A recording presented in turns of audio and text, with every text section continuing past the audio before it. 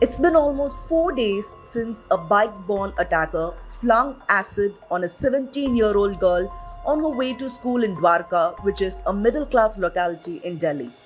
The girl, who suffered 8% burns and disfigurement of the face and neck, is still under treatment in a hospital. The accused have been arrested, but the news coming during the 10th anniversary of Nirbhaya's gruesome rape and death has raised more questions over the safety of women in the capital. Until 2013, acid attacks were not treated as separate crimes in India.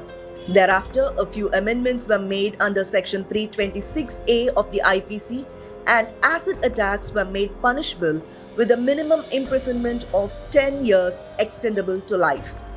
According to the National Crime Records Bureau, 228 acid attack cases were recorded in the year 2018, 249 cases in 2019, 182 cases in 2020, and 176 cases in 2021. West Bengal and Uttar Pradesh accounted for nearly 50% of all cases in the country. While a debate is still raging on whether the punishment matches the crime, the ordeal of acid victims remains sordid. मेरा नाम नगमा है और मैं UP Balrampur से हूँ। मेरे ऊपर attack 2014 में हुआ था। मेरे कज़िन ब्रदर ने किया था और वो मुझसे शादी करने के लिए बोल रहा था और मैंने मना कर दिया था। काफ़ी फोर्स किया उसने, तकरीबन साल भर तक मेरे घर वालों को परेशान किया, मुझे परेशान किया कि शादी करनी है। लास्ट टाइम पे जब उसे पता चला कि हाँ मतलब नहीं हो सकती शादी, अब मना ही कर दिया, तो उसने मेरे ऊपर एसिड डाला।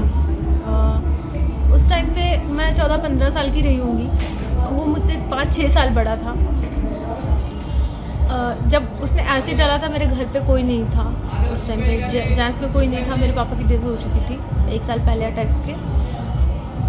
और जब वो अटैक करके भागा है तो उसने मेरे जीजू के पास फ़ोन करके बाहर जाके फ़ोन किया। उसने कहा कि मैंने नगमा के ऊपर एसिड डाल दिया है, आप उसको हॉस्पिटल ले जाओ। जब उसने एसिड डाला था तो मैं सीधा पानी की तरफ भागी, क्योंकि इतना जलन मतलब हो रहा था उस टाइम पे। कहते नहीं, थोड़ी सी उंगली कट जाती है तो इंसान को इतना दर्द होता है, तो पूरा फेस पे उसने डाला था। तो मुझे पानी के सिवा कुछ नहीं दिख रहा था उस टाइम पे। मैंने चिल्लाने लगी एकदम से और पानी की तरफ भागी। जैसे मैंने 1-2 बार से पानी पे अपने मुंह पे पानी मारा और फिर मैं बेहोश हो गई। मेरी चाची की लड़की आई और उनको लगा कि खौलता हुआ पानी डाल दिया है उसने। वो जब हाथ लगाई, मेरा फेस पोंछने लगी अपने दुपट्टे से। जब उनके हाथ में जलन होने लगी तब उनको लगा कि ये एसिड है, तब उनको पता चला। उसके बाद में मेरे पड़ोसी के अंकल वो उठाकर मुझे हॉस्पिटल लेकर गया। वहाँ पे 2 महीने तक मैं एडमिट थी।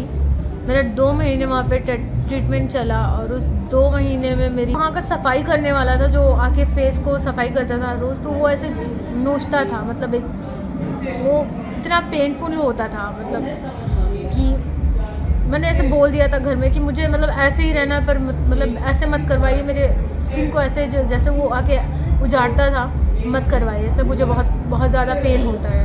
In 2013, the Supreme Court banned the over-the-counter sale of acids across India. It also directed states to issue acid sale licenses to select retailers who were asked to keep a record of acid buyers and submit the list to the nearest police station. Buyers had to give valid ID proof and satisfactorily explain why they were procuring the acid. While the administration fiddled with lax laws, the society continued to harass the victims. मैं एक ward में थी जहाँ पे काफ़ी सारे patient थे, काफ़ी सारे मरीज़ थे, और वहाँ पे मतलब लोग मुझे ऐसे देखते थे जैसे लग रहा था कि किस चीज़ को देख लिया। जब घर गई तो उसके बाद लोग मुझे, मेरे आसपास के लोग मुझे इसलिए देखने आते थे कि एसिड से जली हुई लड़की दिखती कैसी है, उनको वो देखना था। मैंने सबसे मिलना बंद कर दिया था, एक कमरे में बंद। More than physical pain, it is the mental agony that stays lifelong with the victim.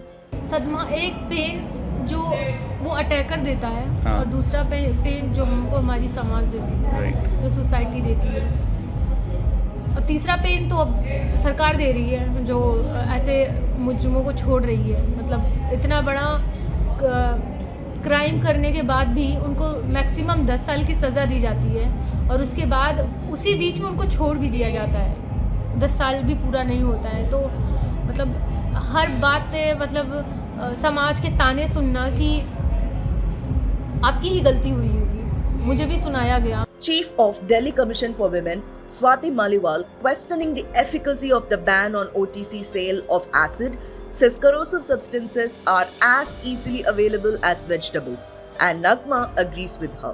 अभी मैंने अटैक के बाद मुझे ऐसा लगता था कि मैं सुसाइड कर लूँ, पर अभी मुझे ऐसा लगता था कि मैं गलत हूँ और गलत थी। सबसे बड़ी चीज़ यहाँ से जो हिम्मत मिलती है लड़कियों को, वो सबसे बड़ी चीज़ है हमारे लिए।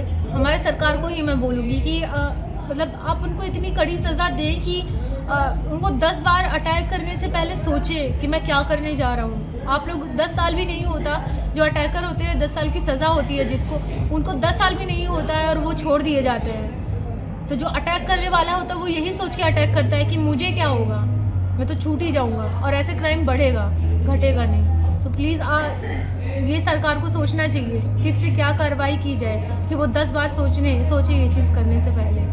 For the survivors, meanwhile, hope is the most effective treatment. दुआ तो यही रहती है, यही सोचती हूँ कि अभी एक जो क्राइम जो हुआ है हम लोगों के साथ, ये आगे किसी लड़की के साथ ना हो। लेकिन जब सुनती हूँ जैसे कि कल का ये हुआ, तो वो चीज़ें फिर से मतलब महसूस होने लग जाती है। मैं ये सोचती हूँ कि अगर कल ऐसा हुआ है तो मैं उस अटैकर से मिलना चाहूँगी और मैं उससे पूछना चाहूँगी कि आपने ऐसा क्यों किया। ये जो पल भर का गुस्सा होता है, जो पल भर का ईगो होता है, उसमें किसी की ज़िंदगी बर्बाद कर देते हो आप सब। While the law and its enforcement needs to be strengthened, there will be more Nirbayas and Nagmas until society wakes up too. Siddharth Chakraborty for the Federal from Delhi.